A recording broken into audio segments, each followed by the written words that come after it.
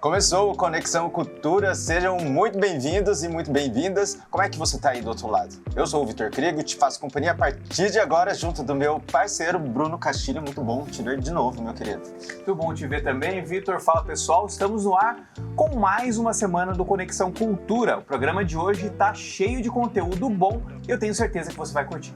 Mas antes eu quero saber o seguinte, fala aí, tá acompanhando a gente por onde? Comenta nas nossas redes sociais, é só buscar por @tvcâmara_SJC no Instagram e no YouTube. Eu quero te ver lá, quero te ver aqui, o importa é que você esteja com a gente, tá bom? E olha só, hoje a gente vai receber aqui duas jovens autoras, a Isabela Fernanda e a Bianca Martins Chagas. Elas vão contar como foi entrar no mercado literário e como é conciliar o trabalho, o estudo e o processo de criação de livro. E no quadro Sessão Pipoca, a gente indica um filme cheio de adrenalina, Rush no Limite da Emoção. O longa conta a história da rivalidade entre dois pilotos de Fórmula 1 dos anos 1970. E no Tem na Biblioteca, a dica de leitura é Os Sete Maridos de Evelyn Hugo, um romance recheado de segredos, bastidores de Hollywood e uma história que prende do começo ao fim. E aí, tá legal, não tá? Então se prepara que a gente tá só começando o Conexão Cultura.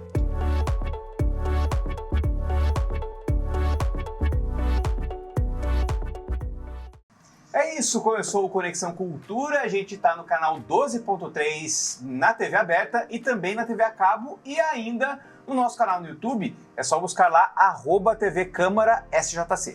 E agora é hora de conhecer duas jovens autoras que já deram os primeiros passos no mundo da literatura e têm histórias inspiradoras para compartilhar. Vamos conversar com a Isabela Fernanda e a Bianca Martins Chagas. Sejam muito bem-vindas, meninas. Muito obrigada.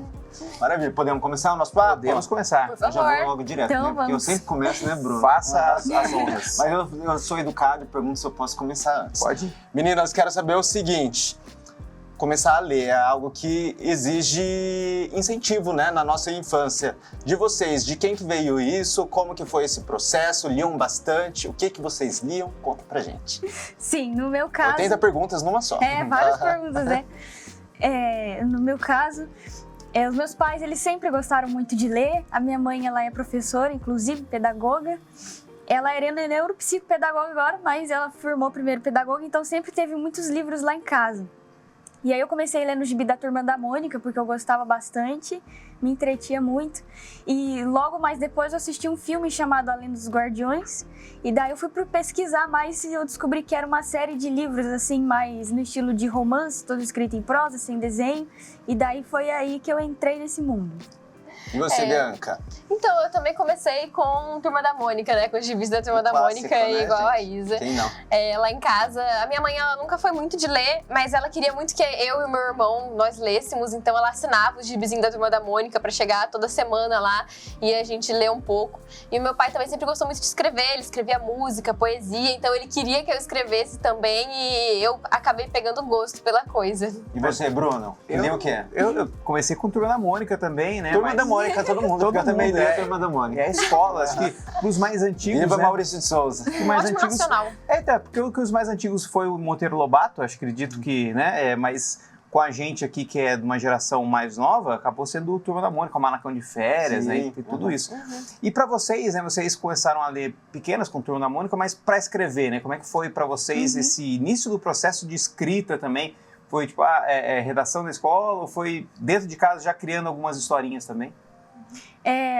Você me mencionou a escola, né? Nos livros de português eu gostava muito de procurar os textos. Não eram todos, às vezes, nem todos os dias. Mas, às vezes, eu li um texto que eu achava legal e falava, deixa eu ver se eu acho outros. Então, na escola, a gente tinha que produzir e eu já percebia que eu gostava bastante. Aí, quando foi em casa, quando eu comecei a escrever uma história, inclusive, que chamava O Mestre do Tempo. E aí, era uma história de fantasia e tal. E aí, eu comecei escrevendo mais do tempo. Nessa época eu tava lendo Harry Potter, Ordem da Fênix, que é um livro muito grande. E daí eu pensei assim, nossa, esse livro vai ficar do tamanho do Ordem da Fênix, porque eu tava demorando muito pra escrever. Só que se fosse publicar, ele ia ficar uma revistinha mesmo, sabe? Mas essa foi a minha experiência.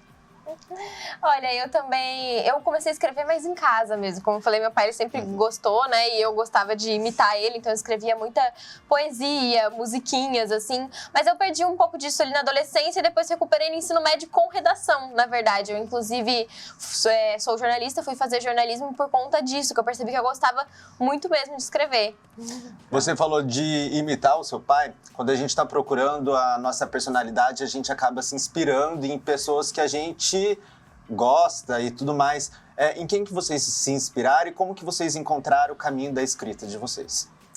No meu caso, eu me inspirei bastante, né, para escrever os meus livros e para criar também o universo de fantasia no Tolkien, que é o autor de Senhor dos Anéis. Aí eu li o Senhor dos Anéis. Primeiro eu comecei a ler no Hobbit, que é o primeiro livro, e depois tem o Senhor dos Anéis. Aí eu me inspirei nessa parte da fantasia. Só que mais pra frente, na parte da escrita, da palavra colocada em si, aí foi o Guimarães Rosa, que é um autor brasileiro que eu gosto muito pra caramba, e aí ele foi a minha segunda inspiração até hoje. Bem, quando eu fui escrever esse livro, eu comecei ele com um TCC, né? Era um trabalho de conclusão de curso. E a minha ideia era trazer um conceito um pouquinho mais difícil, né? Dessa questão do que acontece nos bastidores do jornalismo em si, não só da TV, mas mais pro jornalismo, de um jeito fácil. Então, eu fui estudar um pouco mesmo sobre como escrever, né? Eu li livros sobre storytelling, sobre como escrever ficção em geral. E aí, eu fui pegando questões do ritmo que a gente precisa seguir, de fazer algumas descrições, depois ter mais ação. Mas eu também me inspirei muito em pessoas que eu gosto, que tem uma linguagem fácil e que escrevem em primeira pessoa. Uma autora brasileira que eu gosto muito, que eu peguei um pouco do estilo, é a Fernanda Nia. Ela é carioca e tem livros contemporâneos muito legais. Vocês, pelo que a Isa até falou da questão do Hobbit, do Senhor dos Anéis, você acha que vai pelo lado do Harry Potter também, vocês gostam mais dessa questão da fantasia? Como é que... o estilo das histórias que vocês gostam, dos livros, é mais esse estilo de fantasia mesmo? Ou vocês gostam de uma coisa mais, talvez... tem alguma coisa policial que vocês consomem também? Como que é? Eu gosto de escrever, apesar de consumir outros estilos, igual você falou, eu gostava muito de ler Sherlock Holmes também, os livros da Agatha Christie, ou outros da literatura brasileira mesmo, que não tinham necessariamente a fantasia, apesar de serem ficção. Mas para escrever parece que a fantasia persegue. Ela tem que estar ali, sabe? Mesmo que discreta, eu sempre acabo colocando, então para escrever eu gosto. Mas para ler, eu acabo procurando outras referências. Cara, eu confesso que eu sou meio que o contrário, assim, eu comecei a ler livros maiores, assim, com Harry Potter, eu gosto muito de ler fantasia, mas eu não me vejo escrevendo fantasia, porque pra mim tem uma construção de universo que é muito grande, eu tenho uma dificuldade de fugir, assim, da realidade dentro da minha criatividade, tanto que o meu livro, ele é uma ficção jornalística, então é algo que é total ficção, só que é semelhante à realidade, mas assim, eu gosto de ler de tudo hoje em dia, gosto muito de ler fantasia, vários tipos de ficção, e quando eu entrei para fazer jornalismo, eu comecei a gostar de ler também livros de reportagem, biografias e outras coisas assim, mais da nossa realidade mesmo. Bacana. Maravilha. A gente vai fazer a nossa primeira pausa aqui. Já já a gente volta com mais o Conexão Cultura. Lembrando que a gente tem muito conteúdo ainda e tem também as nossas indicações culturais. Não sai daí.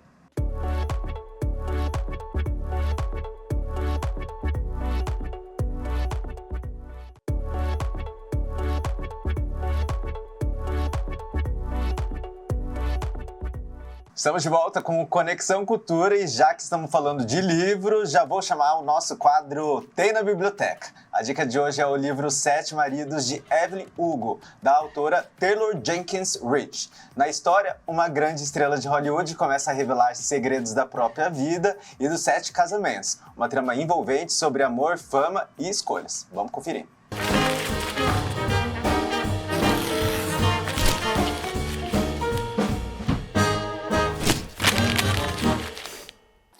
Sabe aquele tipo de livro que agrada muitas pessoas, mas desagrada as outras tantas também? Pois é, parece que o sobrevivente, Os 7 Maridos de Evelyn Hugo, foi parar diretamente nesta prateleira.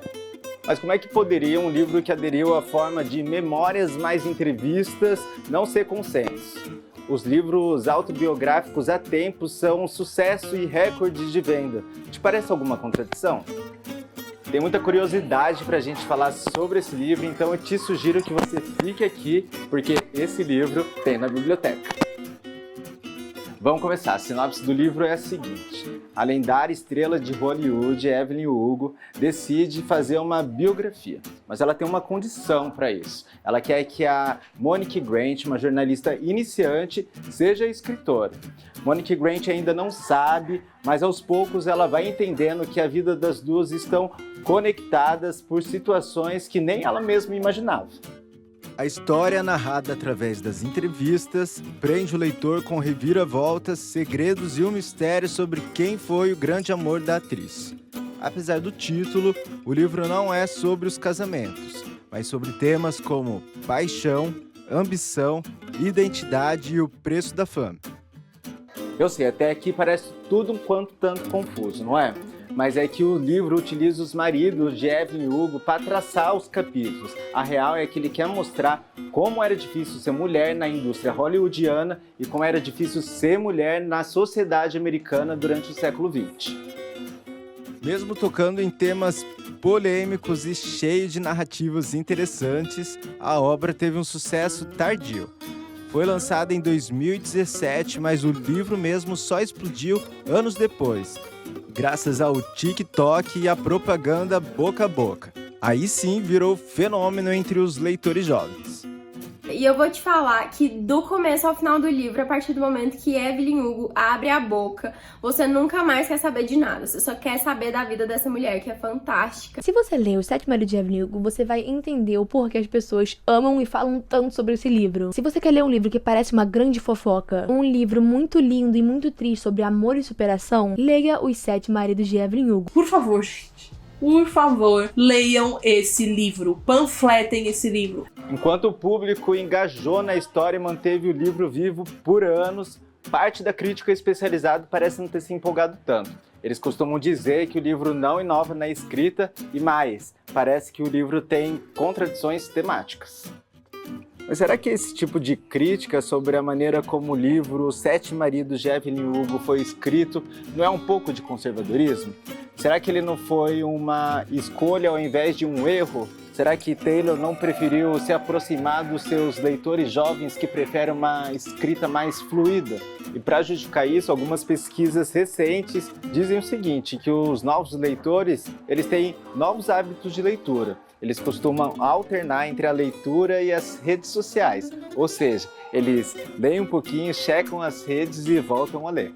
De toda forma, Taylor Jenkins Reid e Os Sete Maridos de Evelyn Hugo parecem ter agradado ao público brasileiro.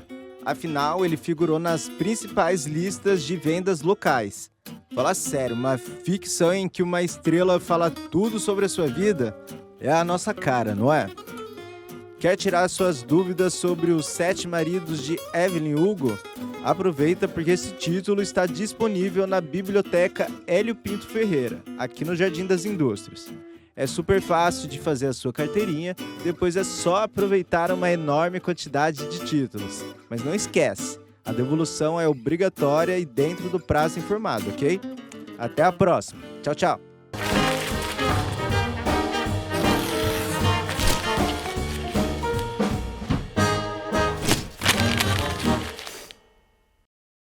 Agora a gente segue com o nosso papo com as autoras Isabela Fernanda e Bianca Martins Chagas, falando sobre esse processo criativo, né? Como é esse processo de criar um livro, desde escrever, ter a ideia até lançar. Vocês que estão com os livros aqui, trouxeram os livros, queria que vocês falassem um pouquinho mais desses livros.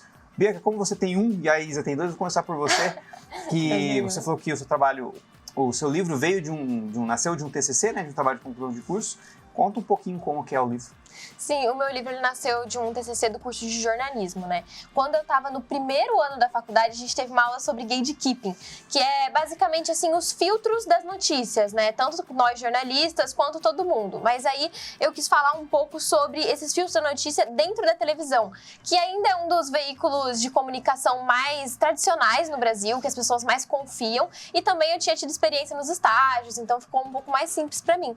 Aí eu escrevi a partir do storytelling, que é o quê? É criar uma história, realmente, contar uma história de ficção em 5 contos, e esses 5 contos se passam durante a cobertura de uma queda de avião, porque eu precisava de um elemento de tensão, né? Que senão fica chato, você só, meu dia assim, assado, precisa ter alguma coisa pra você querer saber como que vai acontecer no final, né? Então, os 5 contos se passam nisso, e são de 5 profissionais dentro da TV, que é o estagiário, né, que faz a apuração, o produtor, o repórter, editor de texto e apresentador. Então, basicamente, explica ali no dia a dia deles como que funcionam todos esses processos. Muito legal. Legal. E você, Isa, você tem 2, né? Sim. Conta um pouquinho, o Minas de Areia e o... E o Mirage. Como é que é essa... E o Mirage. Bom, o Mirage foi o primeiro que eu publiquei, que é aquele verdinho ali. Em 2022. 2022. E aí, ele também são 5 contos, ele é uma antologia também, né? E aí ele vai contar das histórias das grandes navegações em um determinado período de tempo, só que desse mundo de fantasia.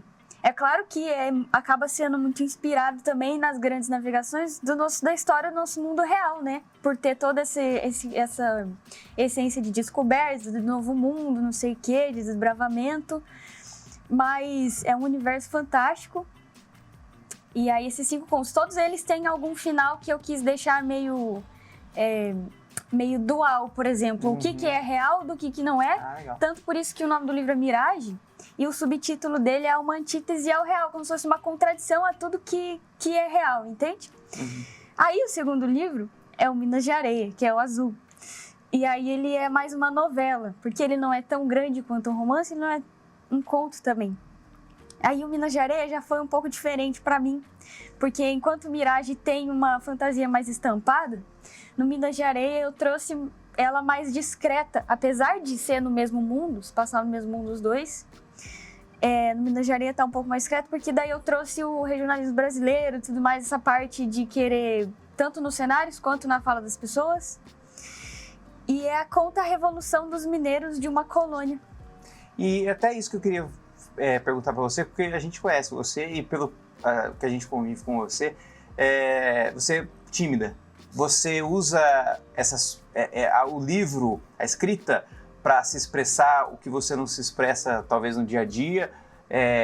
Esse livro até é um pouco mais, não sei se da sua história, mas da sua vivência também, e aí o que você não se expressa, você coloca nas letras? Sim, com certeza a gente vai escrever um livro, por mais que a gente crie histórias que não são histórias que a gente viveu, coloque muitas experiências que a gente também não viveu, a gente traz a gente não tem como a gente deixar a gente para trás na hora de escrever, mesmo procurando outras realidades. Então, com certeza, isso daí que você falou.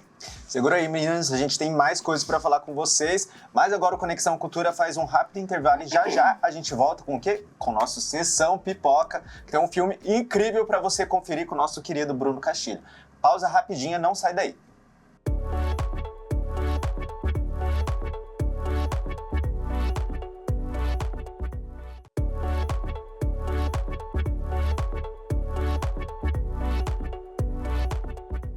Voltamos com o último bloco do nosso Conexão Cultura, agora a dica de cinema para você.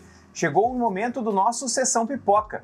Hoje a dica para aumentar aí a sua lista de filmes é o eletrizante Rush, No Limite da Emoção. A produção mostra a rivalidade entre 2 dos maiores nomes que a Fórmula 1 já viu, James Hunt e Niki Lauda. É drama, adrenalina e muita emoção na pista e também na tela. Confere aí.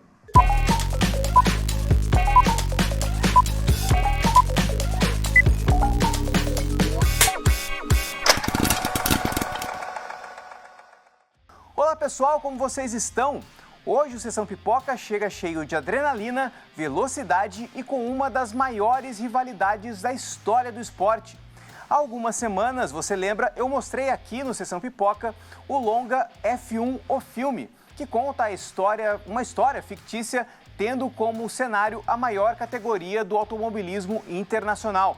Pois bem, agora nós voltamos a acelerar fundo com uma outra produção envolvendo Fórmula 1 e agora contando uma história real. The closer you are to death, the more alive you feel.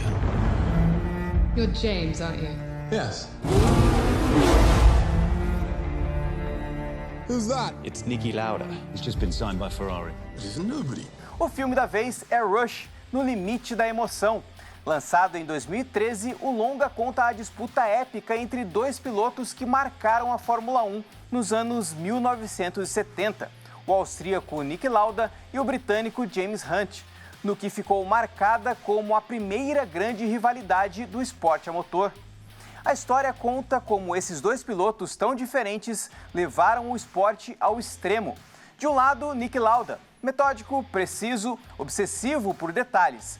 Do outro, James Hunt, carismático, arrojado, imprevisível. Dois estilos totalmente diferentes que se chocam de uma forma explosiva na pista.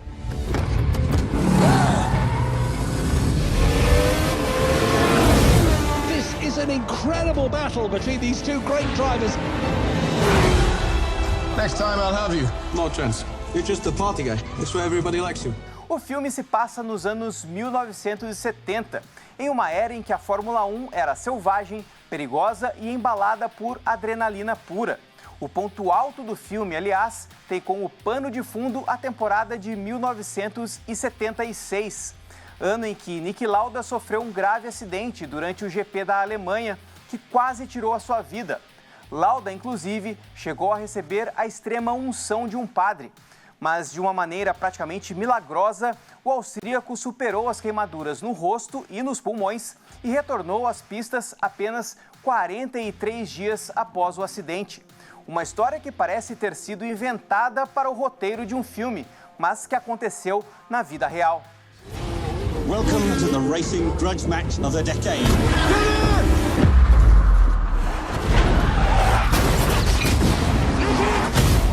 Responsible for what happened.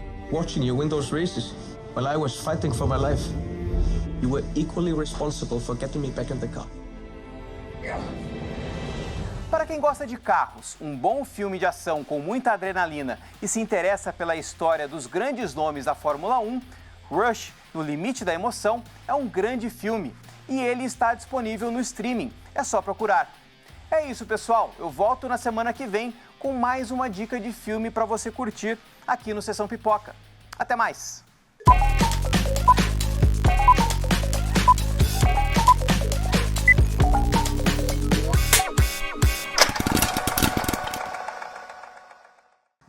Muito bacana, né? Se você gostou aí, tem outros filmes lá na nossa playlist no canal no YouTube, tudo bem destacadinho lá para você procurar. Enfim, tem uma lista grande no Sessão Pipoca. E agora a gente volta com mais do nosso perguntas para as meninas, pois né? É. Tentar ser rápido, que o nosso tempo já está curto. Meninas, quero saber o seguinte. Eu li sobre uma jovem escritora, que ela já não é mais tão jovem.